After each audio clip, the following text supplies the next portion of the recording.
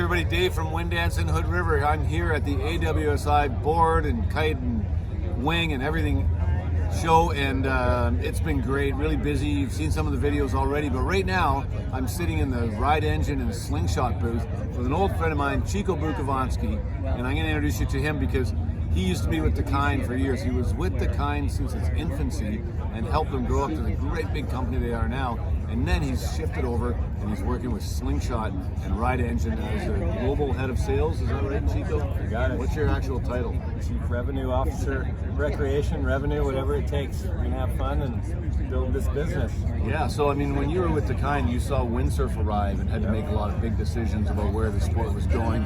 And then mountain biking came in and kiting came in. Snowboarding. Snowboarding A little sport of snowboarding, we started there too. Yeah, that category from the start. So a man in your position, how do you just tell Slingshot where to go next? I guess a lot of it's about, we're lucky enough to have a sport, well, I'm talking about wing foiling in particular, or wing boarding, whatever you want to call it, as a new sport. It's a category that people, 3 years ago basically didn't exist. And now you have to start from the consumer to the retailer to the manufacturer, and each person has their part of the puzzle. Our job as the manufacturer is to deliver products, hopefully on time, into retailers such as Wind Dance that is bringing consumers into this new category and teach them about it and give them product that's easy to use, affordable, and fun, and doesn't feel like they're going to get over the head real quick. The equipment's not going to outdate itself a year from now. They're going to have the easiest time and the most fun. So there's so many steps in a new sport like that versus, say, an established sport that you have to think about as you're building your product line, your sales distribution channels,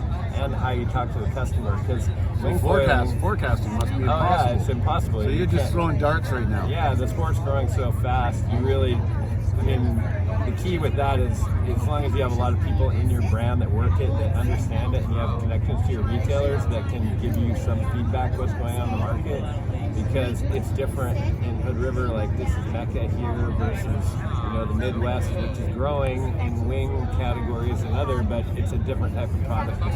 So just throwing a dart, how much bigger is wing foiling going to be in 3 years from now? 3 years from now, wingboarding will be triple.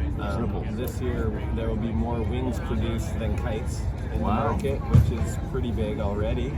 Whether they all sell through is the other question, but they will sell through, so that's why in 3 years from now, I think it'll be triple the size, just because the accessibility of it is so much broader than, say, a kiteboarding launch destination. 100% agree. Exactly, and so that's what makes the sport, and I think it's starting to pull from people that aren't just, if you're only pulling from this kiteboard and windsurf group versus, you're starting to see, the gal was just sitting here, snowboard, hardcore snowboarder her whole life, and they're like, winging is going to be our sport. We live in the river, we've never, exactly. Well, I'm going to finish on that, and I'm going to let you know that later on this week I am going to give you a quick shot of everything Slingshot's coming for next year. And one of the things they've really done is work on the beginner wing foil markets. Other brands are going down these super hardcore, difficult to use wing foil gear, and Slingshot's got some really great introductory products.